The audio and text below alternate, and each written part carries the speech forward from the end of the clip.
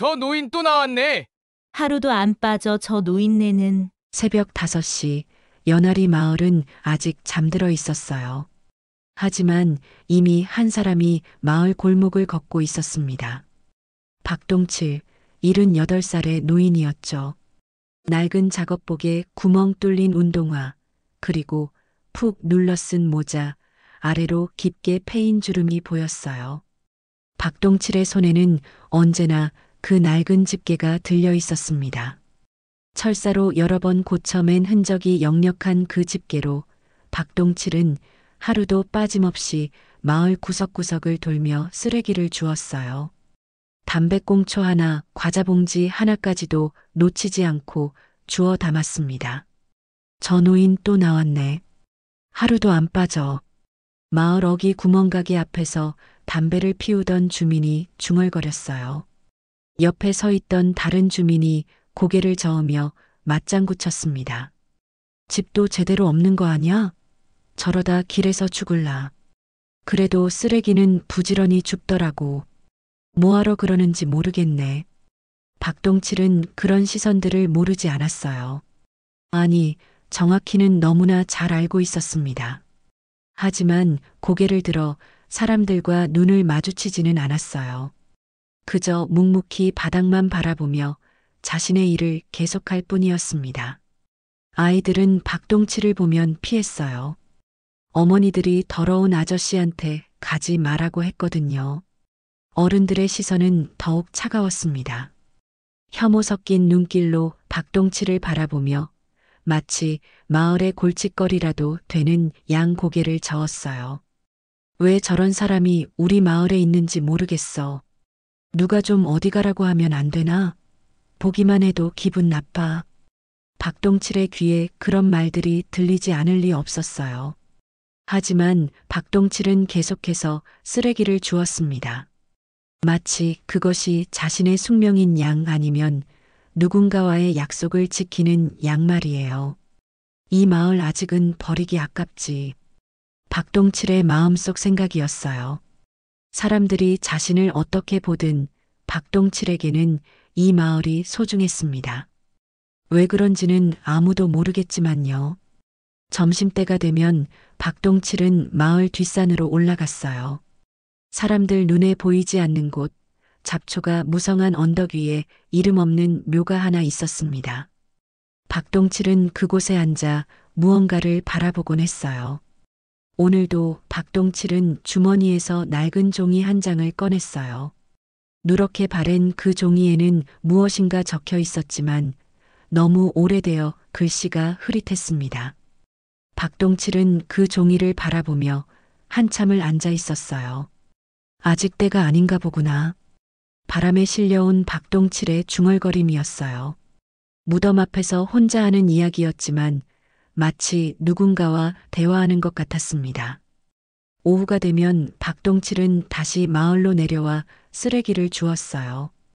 해가 질 때까지 마을 구석구석을 돌아다니며 말이에요. 그리고 해가 지면 폐가 된 집 한 채로 들어갔습니다. 전기도 들어오지 않는 그 집에서 박동칠은 혼자 밤을 보냈어요. 마을 사람들은 박동칠이 무엇을 하며 살아가는지, 어디서 왔는지, 왜 이곳에 있는지 아무것도 몰랐어요. 그저 이상한 노인, 쓰레기만 줍고 다니는 거렁뱅이 정도로만 생각했습니다. 하지만 박동칠에게는 이 마을에 있어야 할 이유가 있었어요. 아직 아무도 모르는, 그리고 박동칠 자신도 언제 밝혀야 할지 모르는 그런 이유가 말이에요. 밤이 깊어갈수록 박동칠은 창문 너머로 마을을 바라봤어요. 불빛 하나하나, 집 한 채 한 채가 모두 소중해 보였습니다. 마치 자신의 것인 양 아니면 자신이 지켜야 할 것들인 양 말이에요. 조금만 더 기다리자. 박동칠의 마지막 중얼거림과 함께 연아리 마을의 하루가 끝났어요. 내일도 똑같은 하루가 반복될 거예요.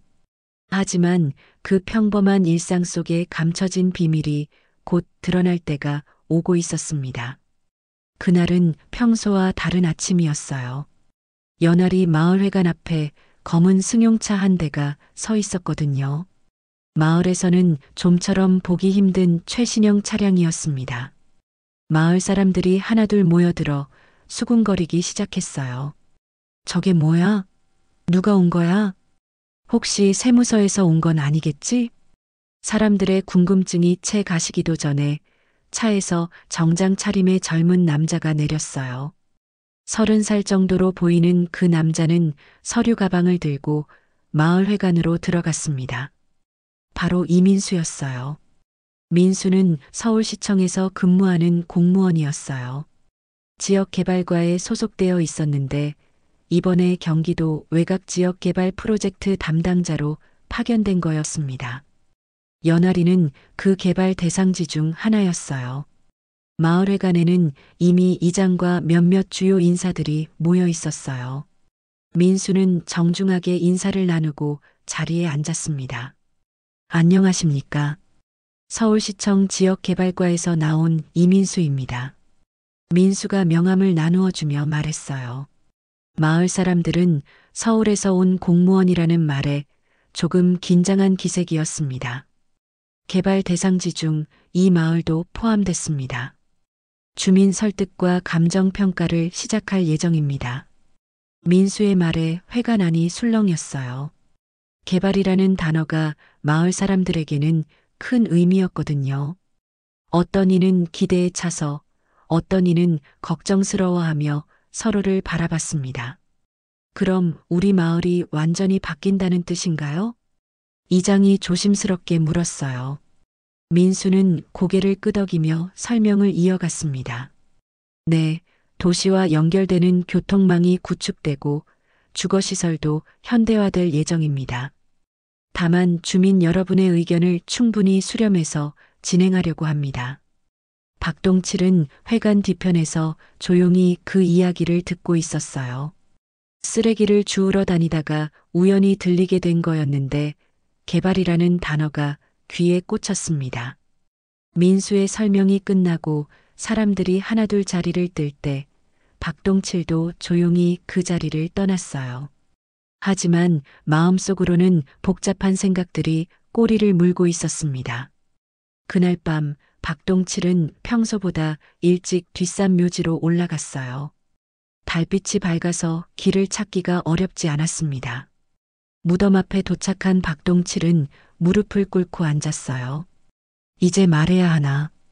박동칠의 중얼거림이 적막한 산중에 울렸어요.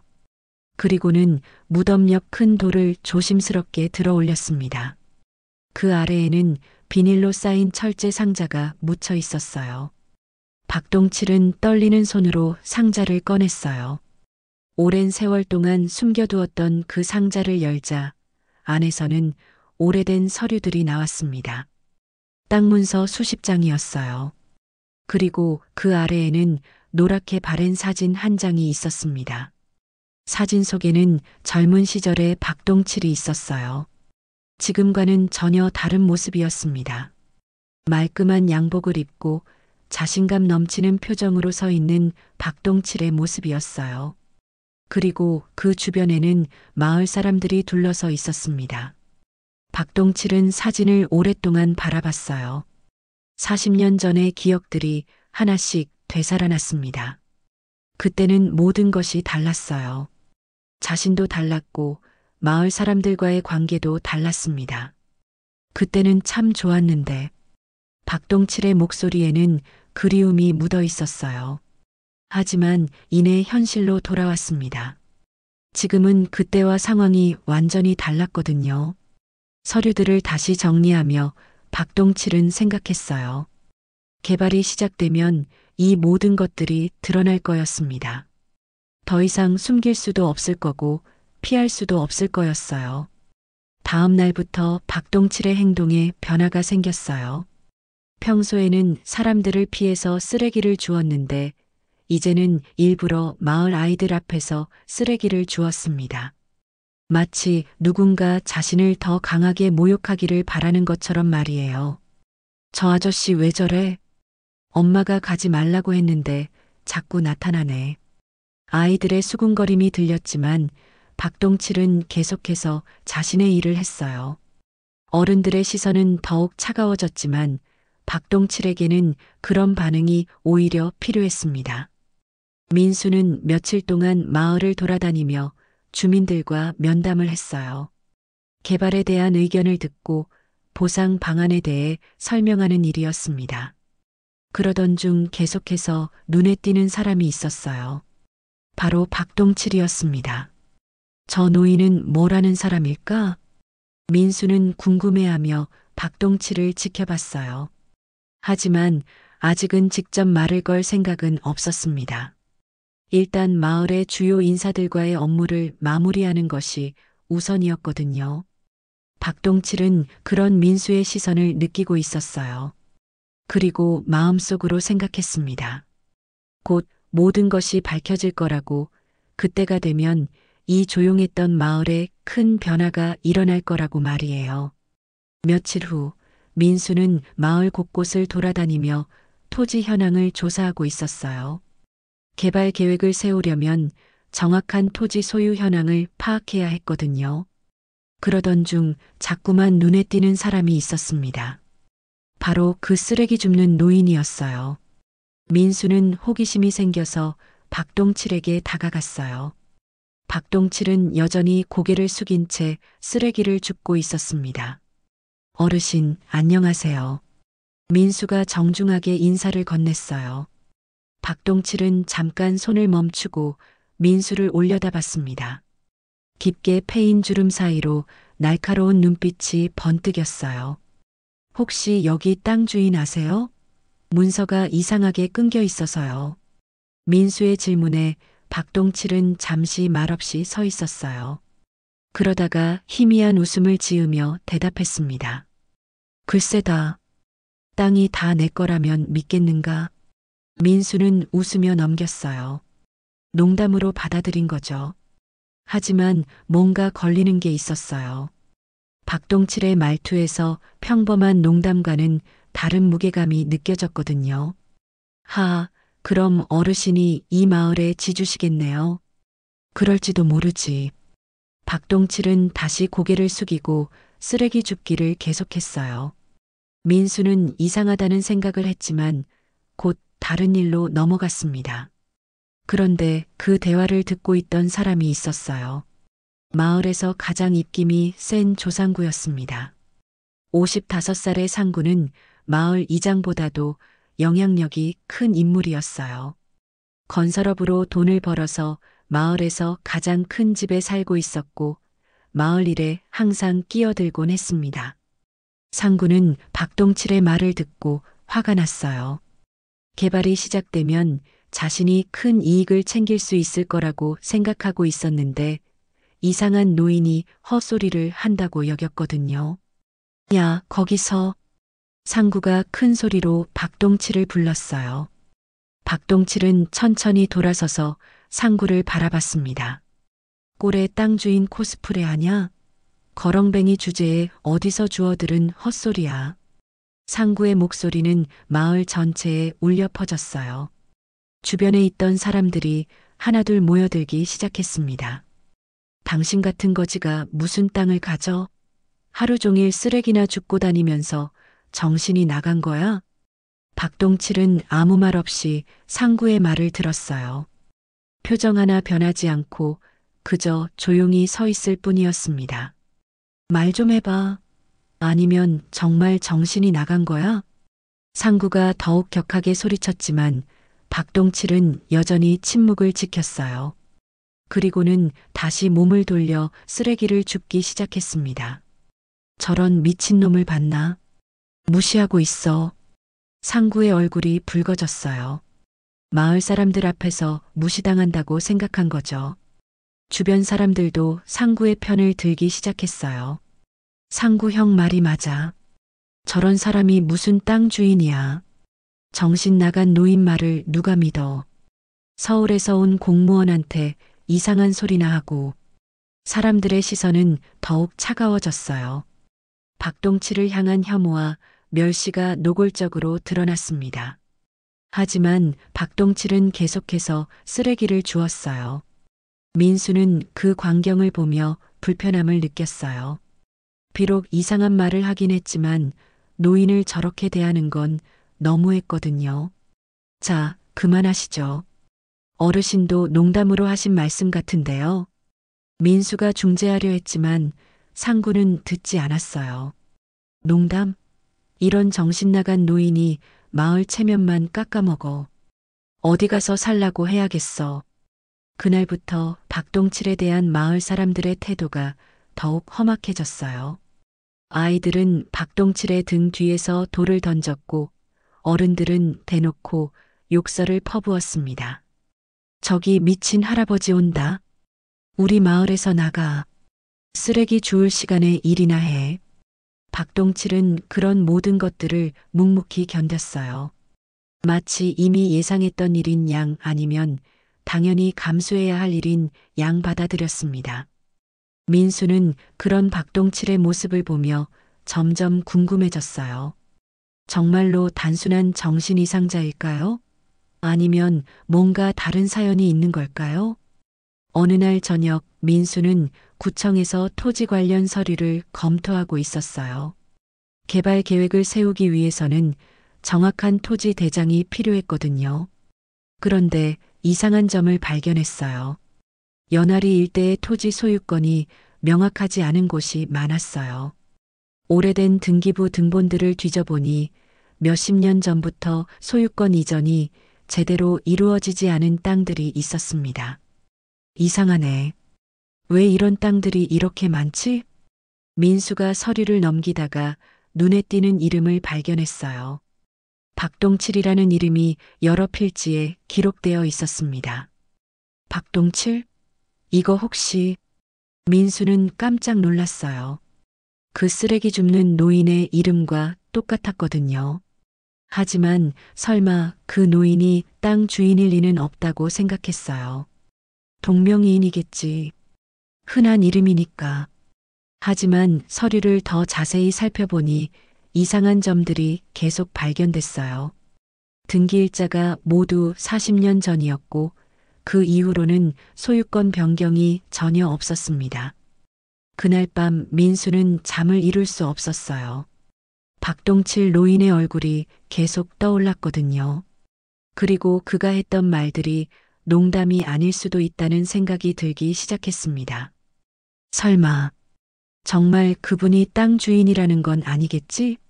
민수의 마음속에 의문이 싹트기 시작했어요. 하지만 아직 확신할 수는 없었습니다. 더 많은 조사가 필요했거든요. 다음 날 아침 민수는 구청 보관소로 향했어요. 어제 밤부터 계속 머릿속을 맴도는 의문을 해결하고 싶었거든요. 보관소 직원의 도움을 받아 오래된 등기부 등본들을 찾기 시작했습니다. 1980년대 자료는 여기 있습니다. 하지만 상당히 오래된 거라 상태가 좋지 않을 수 있어요. 직원이 먼지가 쌓인 서류함을 가져왔어요. 민수는 조심스럽게 서류들을 뒤져보기 시작했습니다. 연화리 관련 문서들이 하나씩 나왔어요. 그리고 마침내 민수가 찾던 것을 발견했습니다. 낡은 등기부 등본 한 장이었어요. 누렇게 바랜 종이에 적힌 글씨가 희미했지만 읽을 수는 있었습니다. 이게 진짜라고? 민수는 믿을 수 없다는 표정으로 서류를 바라봤어요. 박동칠이라는 이름이 연화리 전 지역 지분의 90%에 기재되어 있었거든요. 마을 대부분의 땅이 박동칠 명의로 되어 있었던 거예요. 등기일자는 1983년이었어요. 그리고 그 이후로 소유권 변경이나 매매 기록은 전혀 없었습니다. 마치 시간이 멈춘 것처럼 말이에요. 이상해. 왜 이런 중요한 정보를 아무도 몰랐을까?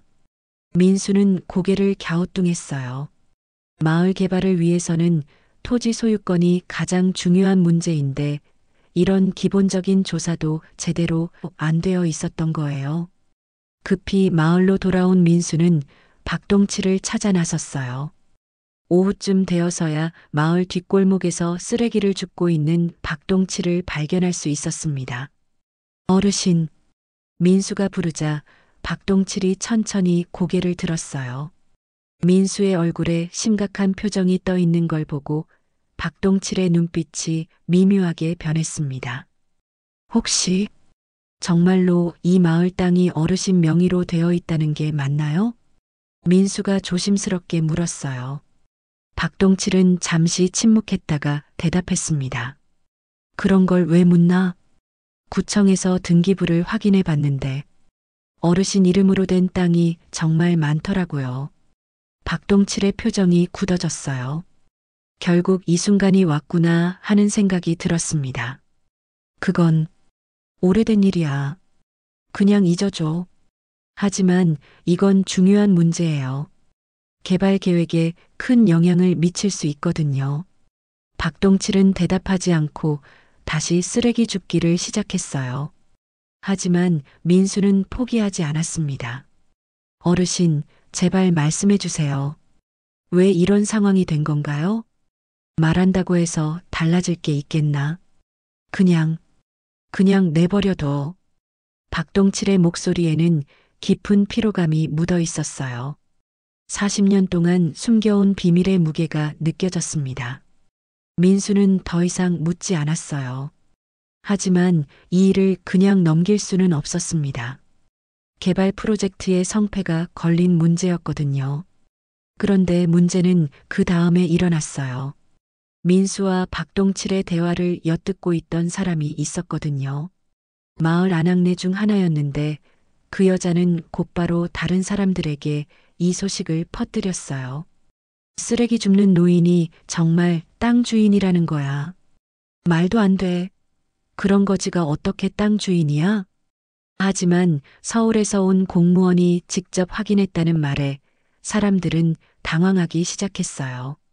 특히 조상군은 화가 머리끝까지 났습니다. 그럼 우리가 지금까지 무단 점유한 거야? 농사도 못 짓게 되는 거야? 개발 보상금도 다 저 노인이 가져가는 건가? 마을은 순식간에 술렁였어요. 사람들의 불안과 분노가 극에 달했습니다. 그리고 그 화살은 모두 박동칠에게 향했어요. 저 노인 때문에 우리가 피해를 본다고. 당장 나가라고 해야겠어.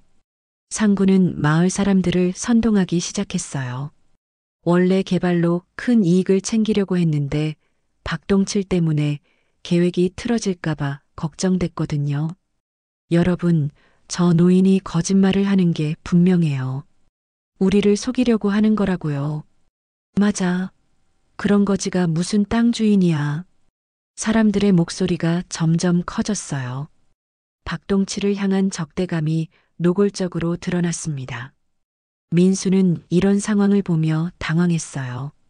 자신이 확인한 사실을 말했을 뿐인데 마을이 이렇게 시끄러워질 줄은 몰랐거든요. 여러분, 일단 진정하시고 너도 서울놈이 와서 마을 일에 끼어들지 마. 너희가 짜고 친 거 아니야? 그 노인 꼬드겨서 땅 팔게 하려는 거지. 민수까지 의심받기 시작했어요. 서울에서 온 외지인이라는 이유로 불신의 대상이 된 거죠. 그날 밤 박동칠의 패가 주변에는 마을 사람들이 몰려들었어요. 욕설과 돌팔매가 이어졌습니다. 나와, 거짓말쟁이. 우리 마을에서 당장 꺼져. 박동칠은 어두운 집안에서 조용히 그 소리들을 들었어요. 예상했던 일이었지만 막상 닥치니 마음이 무거웠습니다. 한밤중 민수의 숙소 창문에 돌이 날아들었어요. 유리가 깨지는 소리와 함께 서울놈은 꺼져라 라는 낙서가 문 앞에 남겨져 있었습니다. 민수는 깨진 유리를 치우며 생각했어요. 단순한 토지 조사였는데 왜 이렇게 복잡하게 된 걸까요? 그리고 박동칠은 정말 무엇을 숨기고 있는 걸까요? 마을의 평화로운 일상은 완전히 깨져버렸어요. 40년 동안 잠들어 있던 비밀이 조금씩 드러나면서 모든 것이 돌이킬 수 없는 방향으로 흘러가고 있었습니다. 며칠이 지나도 마을의 분위기는 나아지지 않았어요. 오히려 더욱 악화되고 있었습니다. 박동칠을 향한 적대감은 날이 갈수록 심해졌고 이제는 공공연하게 폭력적인 행동까지 나타나기 시작했어요. 조상군은 마을 사람들을 모아놓고 계속해서 선동했습니다. 저 노인 하나 때문에 우리 마을 전체가 개발 못하게 생겼어.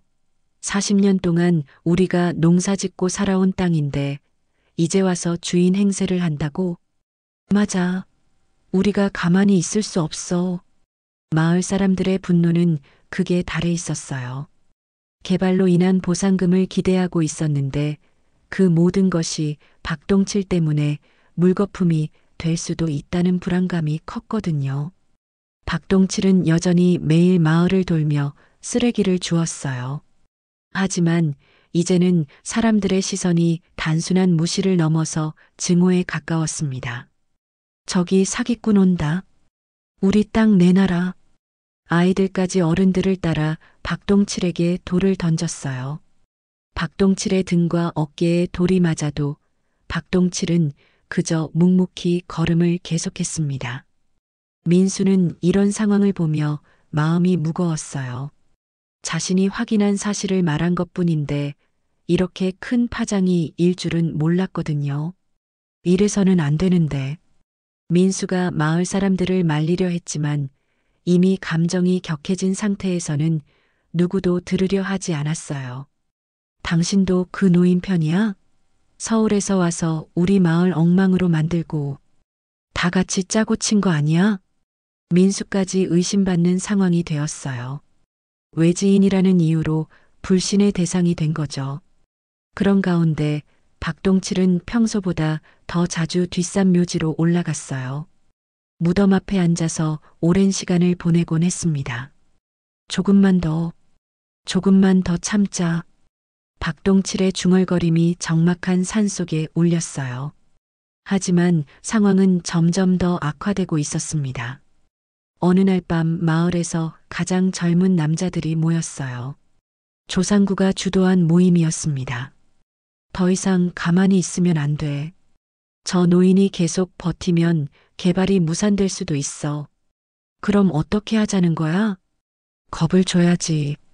스스로 마을을 떠나게 만드는 거야.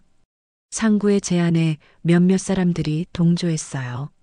술에 취한 상태에서 나온 말이었지만 분위기는 점점 험악해졌습니다. 그날 새벽 박동칠이 살고 있던 폐가에서 불이 났어요. 큰 화재는 아니었지만 박동칠의 살림살이 대부분이 타버렸습니다. 아침이 되어서야 마을 사람들이 화재 소식을 들었어요. 소방서에서 나온 조사관은 방화 가능성이 높다고 했지만 명확한 증거는 찾지 못했습니다. 박동칠은 잿더미가 된 집터에 멍하니 서 있었어요. 불에 타담한 가족사진 조각들이 바람에 날렸습니다. 40년 동안 간직해온 추억들이 한순간에 사라진 거예요. 할아버지, 박동칠의 무릎이 꺾였어요. 그동안 참고 견뎌온 모든 것들이 한꺼번에 무너지는 느낌이었습니다. 민수가 달려왔을 때 박동칠은 이미 의식을 잃은 상태였어요. 급히 병원으로 옮겨졌지만 깨어나지 않았습니다. 과로와 스트레스로 인한 실신입니다.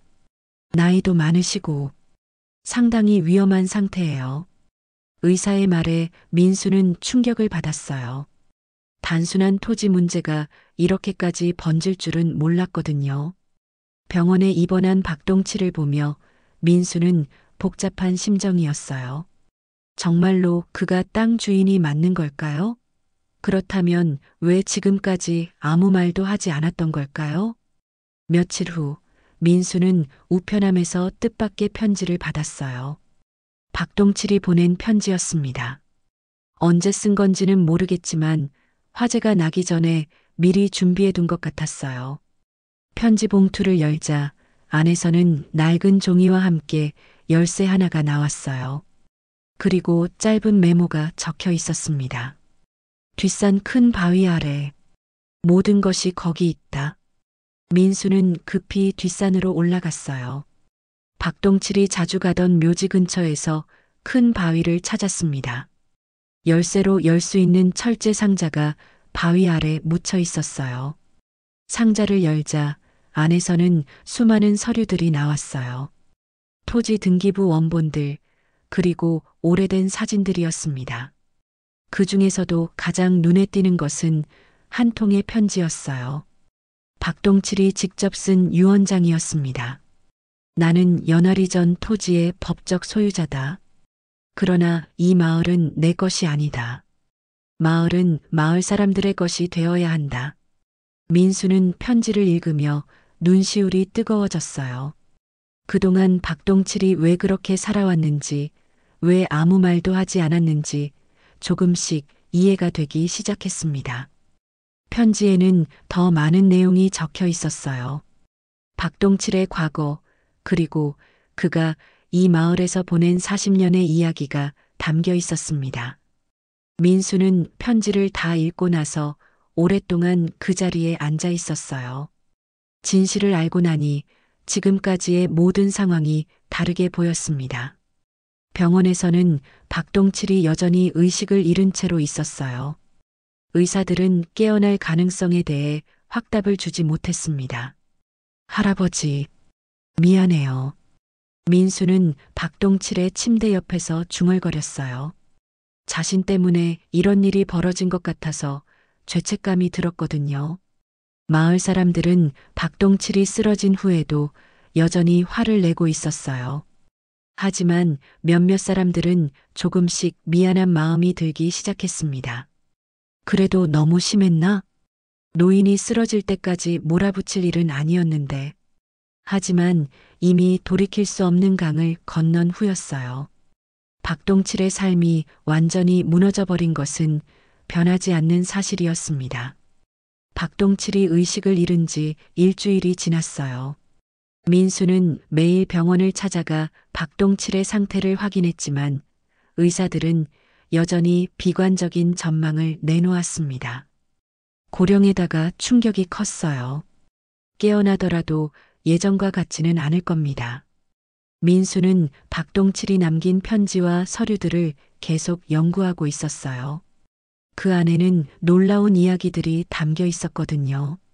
편지에 따르면 박동칠은 원래 서울에서 성공한 사업가였어요. 1970년대에 건설업으로 큰 돈을 벌었고 고향인 연하리의 땅을 대부분 사들였습니다. 마을 개발을 위해서였어요. 하지만 1980년대 초 경제 위기로 사업이 망하면서 박동칠은 모든 것을 잃었어요. 서울의 집도 회사도 모두 넘어갔지만 연하리의 땅만은 지켜낼 수 있었습니다. 나는 이 마을을 떠날 수 없었다. 마을 사람들이 대대로 살아온 터전을 지켜야 한다는 생각뿐이었다. 편지 속 박동칠의 고백이었어요. 그는 마을 사람들에게 자신의 정체를 밝히지 않고 일부러 가난한 노인으로 살아왔던 거예요. 민수는 마을 주민들을 모아야겠다고 생각했어요. 이 진실을 알려야 했거든요. 하지만 아직 박동칠이 깨어나지 않은 상황에서 어떻게 설명해야 할지 막막했습니다. 그런데 그날 오후 기적 같은 일이 일어났어요. 박동칠이 눈을 뜬 거예요. 어르신, 민수가 급히 달려가자 박동칠은 희미한 미소를 지었어요. 목소리는 나오지 않았지만 눈빛만으로도 의식이 돌아온 걸 알 수 있었습니다. 편지 읽었습니다. 민수의 말에 박동칠이 고개를 끄덕였어요. 그리고는 힘겹게 입을 열었습니다. 이제 말해야겠구나. 며칠 후 박동칠의 상태가 조금 나아지자 민수는 마을 사람들을 회관에 모았어요. 중요한 이야기가 있다고 했지만 사람들은 여전히 박동칠에 대해 좋지 않은 감정을 가지고 있었어요. 또 그 노인 이야기야? 이제 와서 뭔 소리를 하겠다는 거야? 조상구도 못마땅한 표정으로 앉아 있었어요. 하지만 민수가 가져온 서류들을 보고는 표정이 굳어졌습니다.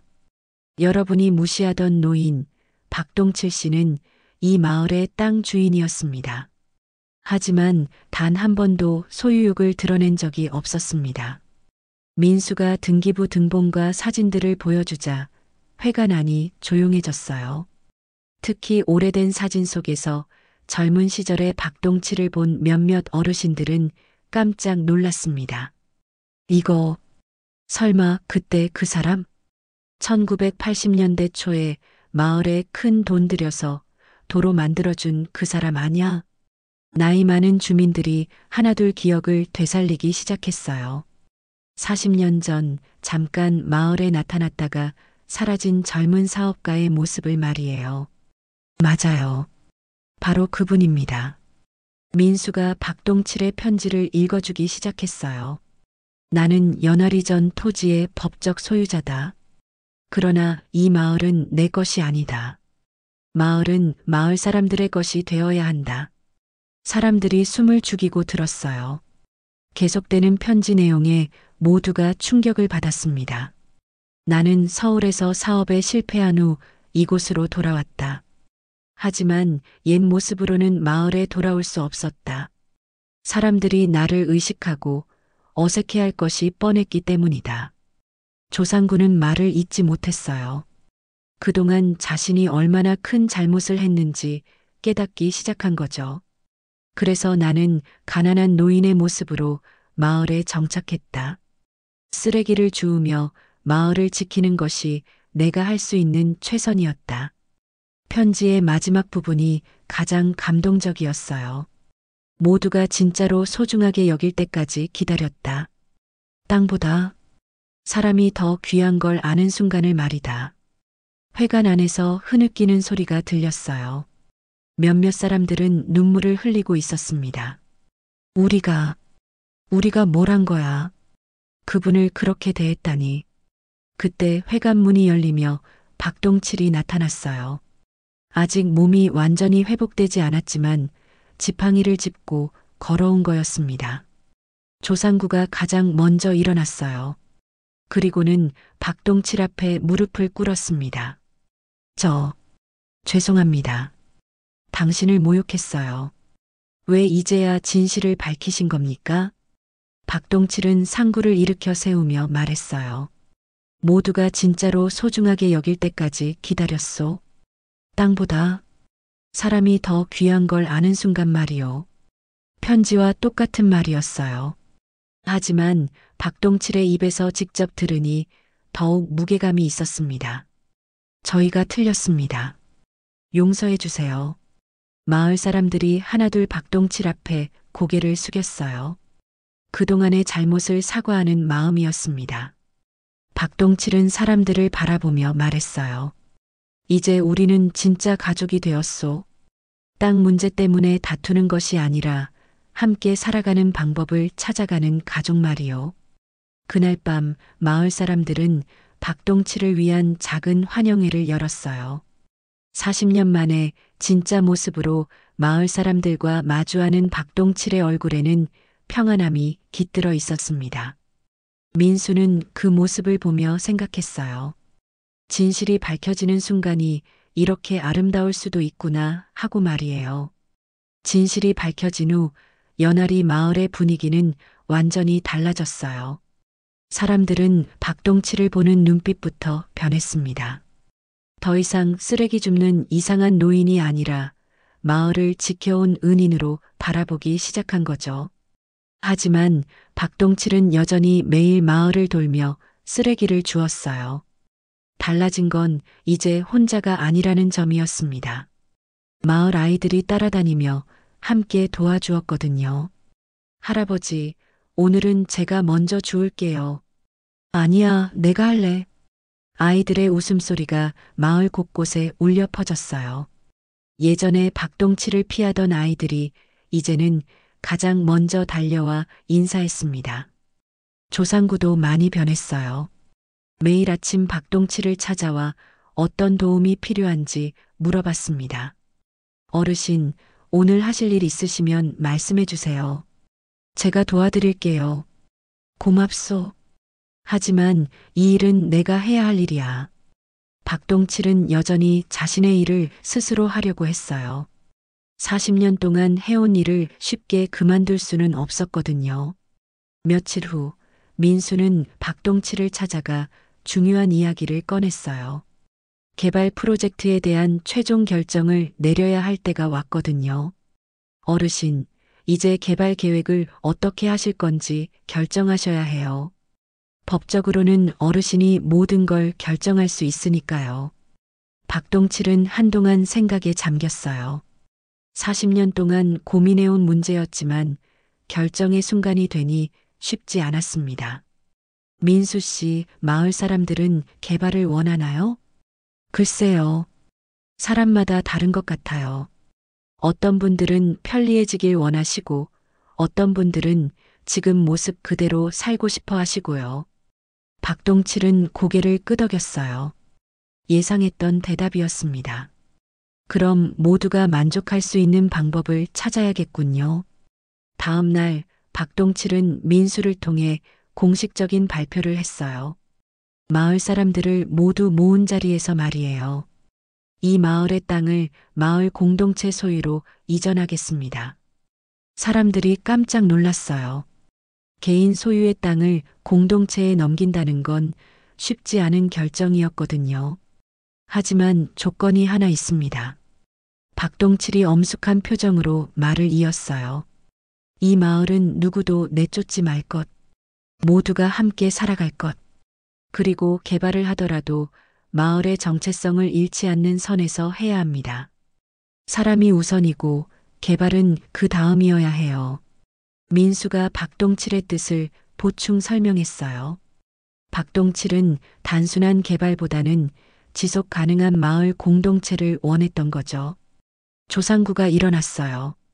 그동안 개발로 큰 이익을 얻으려고 했던 자신이 부끄러웠습니다. 나부터 바꿔보겠습니다. 같이 시작해 봅시다.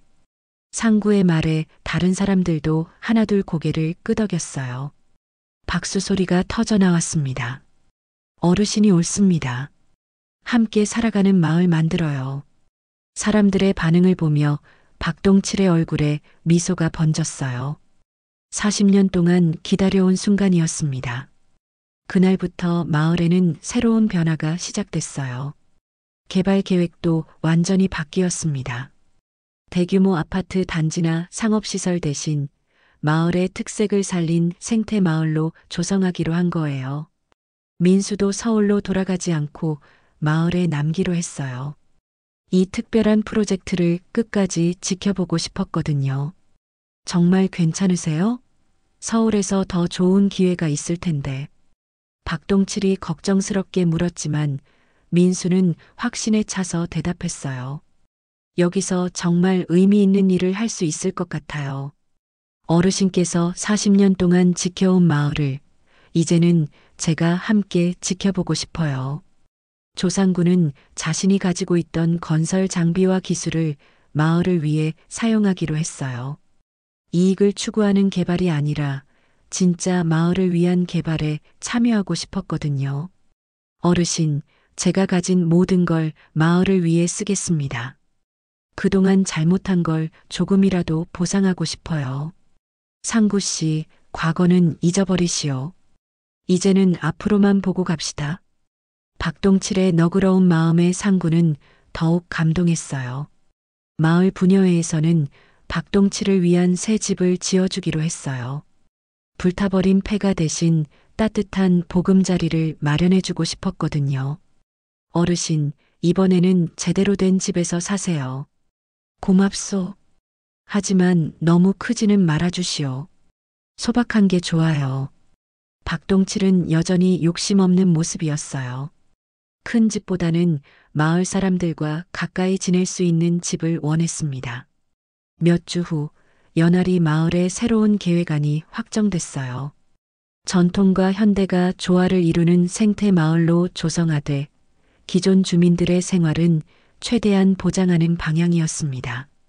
무엇보다 중요한 건 마을 공동체 정신을 바탕으로 한다는 점이었어요. 박동칠이 40년 동안 꿈꿔온 마을의 모습이 현실이 되어가고 있었습니다. 이제야 진짜 우리 마을이 되는 것 같아요. 이장이 감회에 젖어 말했어요. 개발이라는 이름으로 마을이 사라질 뻔했지만 오히려 더 단단한 공동체로 거듭나게 된 거죠. 박동칠은 마을 사람들과 함께 미래 계획을 세워나갔어요.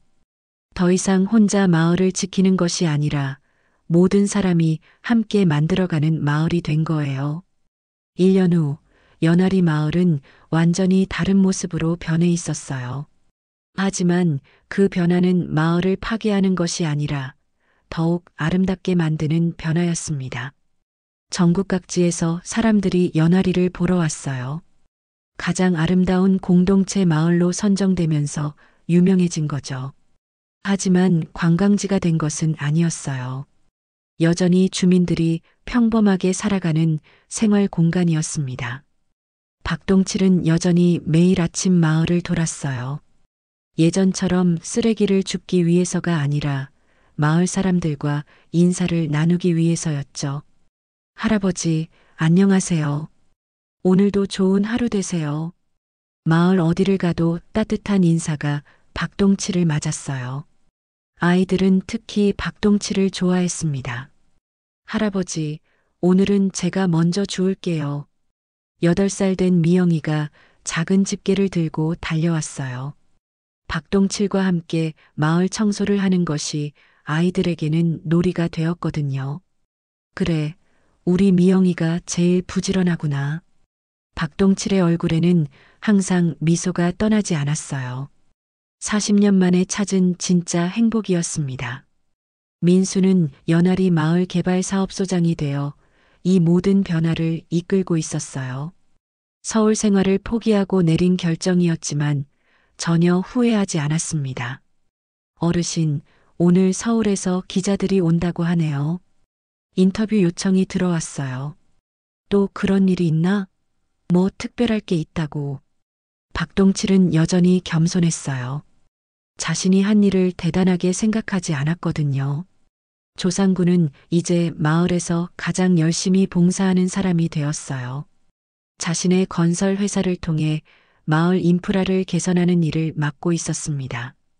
어르신, 새로 지을 마을 회관 설계도 나왔어요.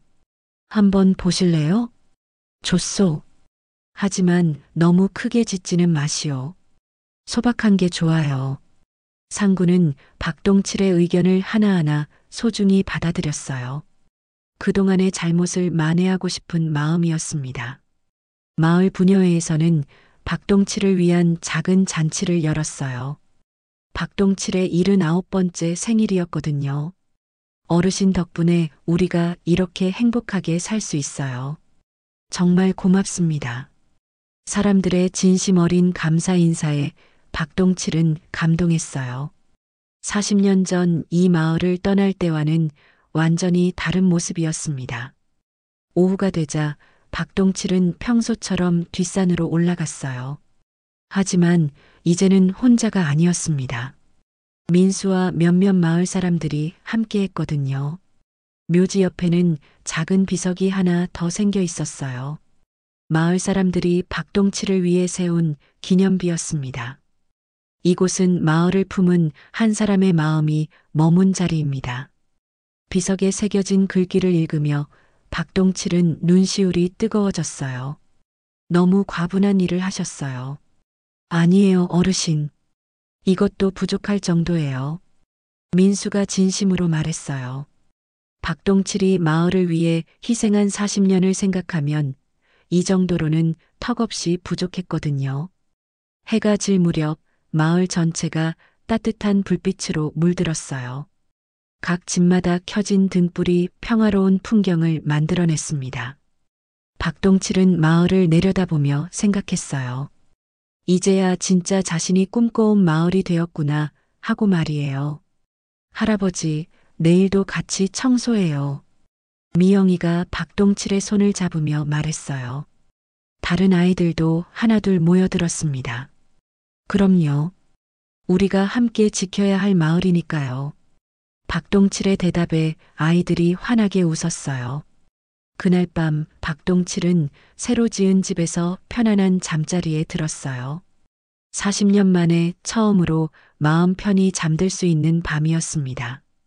다음 날 아침 박동칠은 여전히 마을을 걸었어요. 이제는 혼자가 아니었습니다. 민수와 상구 그리고 마을 아이들이 함께 했거든요. 할아버지, 저기 쓰레기 있어요. 내가 주울게요. 아이들이 서로 먼저 하겠다고 나섰어요. 쓰레기 줍기가 이제는 마을의 자랑스러운 전통이 되었습니다. 박동칠은 그 모습을 보며 흐뭇해했어요. 자신이 혼자 해오던 일을 이제는 모든 마을 사람들이 함께하고 있었거든요. 점심시간이 되자 마을 회관에서 공동 식사가 시작됐어요. 매주 한 번씩 마을 사람들이 모여서 함께 밥을 먹는 시간이었습니다. 어르신, 여기 앉으세요. 가장 좋은 자리에 박동치를 앉히고 사람들은 즐겁게 이야기를 나눴어요. 예전에는 상상도 할 수 없었던 풍경이었습니다. 우리 마을이 이렇게 변할 줄 누가 알았겠어요? 정말 꿈 같아요. 사람들의 얼굴에는 행복한 미소가 가득했어요. 개발로 인한 이익보다 훨씬 소중한 것을 얻은 거죠. 오후에는 외부에서 온 방문객들이 마을을 둘러봤어요. 연화리의 공동체 모델을 배우러 온 사람들이었습니다. 어떻게 이런 마을을 만들 수 있었나요? 방문객의 질문에 박동칠이 대답했어요. 특별한 비법은 없어요. 그저 서로를 진심으로 생각하는 마음뿐이죠. 저녁이 되자 박동칠은 다시 뒷산으로 올라갔어요. 하루를 마무리하는 자신만의 시간이었습니다. 무덤 앞에 앉아서 박동칠은 중얼거렸어요. 이제야 약속을 지킨 것 같소. 이 마을을 정말 사람들의 마을로 만들었어요. 바람이 살랑 불어와 박동칠의 머리를 스쳤어요. 마치 누군가 대답하는 것 같았습니다. 그날 밤 연화리 마을은 평화로운 잠에 들었어요. 박동칠도 민수도 상구도 그리고 모든 마을 사람들도 편안한 꿈을 꾸었습니다. 40년의 기다림 끝에 박동칠은 마침내 진짜 주인을 찾은 마을에서 행복하게 살아가고 있었어요. 그리고 그 행복은 마을의 모든 사람들과 함께 나누는 것이었습니다. 연화리의 이야기는 이렇게 새로운 시작을 맞았어요. 진짜 주인은 땅을 소유한 사람이 아니라 서로를 사랑하고 배려하는 마음을 가진 사람들이라는 것을 보여주면서 말이에요.